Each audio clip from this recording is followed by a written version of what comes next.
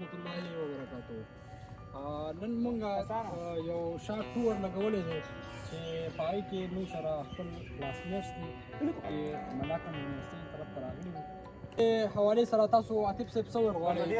الحمدلله بي اس زموږ کمپلیټ کېدو والا دی. دا اخري زموږ ملګري را یو ځای شو، یو اخري چکر به ولیدو. دې نه پس کېدای شي چې داسې موقع رانشي چې موږ بیا را یو ځای شو. نو په دې هکله باندې موږ راډیو تولیدات صاحب سره د هغه لږه مسله وه، نو هغه هم حل شي او د دې نه پس بیا موږ یو پروګرام شوي یو لرو چې دا پروګرام ډېره مهرباني. عاطف صاحب چونکې ډېرې خوږې او ښایسته خبرې وکړې. اسد ته بلنه ورکوو چې مونږ راغلي یو ملکڼ یونیورسټۍ ته د ملګرو سره، چونکې دا یو ډېر ښه سفر او یادګار سفر وي. نو مونږ راغلي یو ډېر انتهایي ښکلی ماحول دی، صفایي پکې مخه الله د رضا ده او ډېر خوندور پروګرام مونږ را جوړ کړی دی.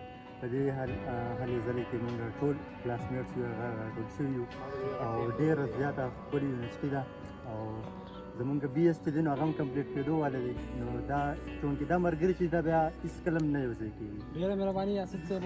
مونږ اوس اخیستلی شو چې لکه مطلب دا ملګري چې کوم دي دا به بیا لکه مطلب یا 15 کاله پس را یو ځای کېږي، 10 کاله پس را یو ځای کېږي. لکه ممکنه نه ده، خو لکه د دې نه بعد زه حسنین صاحب ته دعوت ورکوم چې هغه هم راشي د دې کیمرې مخې ته دوه درې خبرې وکړي.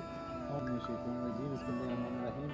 موږ ملکڼ یونیورسټۍ ته راغلي یو او خاص کر د پروګرام په غرض باندې ټول موجود راټول شوي دي او انشاءالله موږ یونیورسټي وکتله، ټوله انجوی مو کړله ماشاءالله. اوس زموږ چې کوم دی پروګرام تیاري کوو او پروګرام ته روانېږو. په دې کې حسن صاحب دی دا خو موږ خیر یو ملګری لږ مسله و هغې واره کې راغلي وو. خیر د هغې مسلې نوم نه شو اخیستلی چې دا دغه کې راځي که نه موږ ښه پوه کړي. او بله خبره ده اوس موږ فارغ وشو، خو د هلکان اوس ولاړ دي دلته. موږ اوس چکر پروګرام دغه جوړ کړی دی او موږ وکړی لحاظه موږ خبرې وبرې وکړو. خیر تاسو څه پړئ هغه ووایه. خیر ملګری بل هم دی چې د هغه ښکاري اصغر خان دی پکې اواز نه راځي. نو د اصغر یو درې خبرې د کیمرې مخې ته موږ وړاندې کړي. بسم الله الرحمن الرحیم.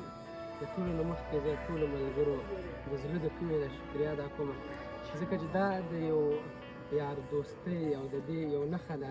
دومره مصروف او په وخت کې سړی اکثر ملګري کال کې د پروګرام کوي چېرته ځو، دا چا په دې باندې یس ویل او لبیک ویل اټ مینس چې دا یو وفادار او دا یو داسې کس دی چې دا خپل هغه کمپني غواړي، مطلب دا ملګري راویزه کېدل غواړي.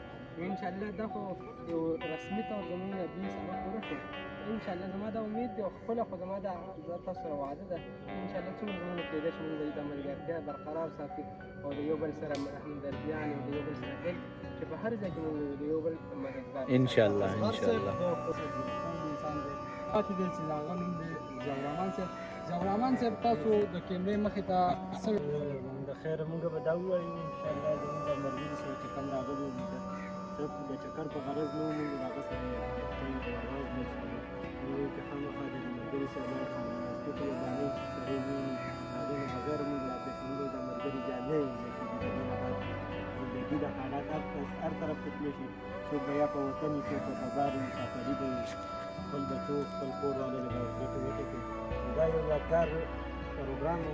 الله پاک دا په خیر سره ورسوي. الله پاک د زموږ د نفرت او دغه ختم کړي او ملګرتیا د آمین. ډېره مهرباني. د پروګرام اختتام کول غواړي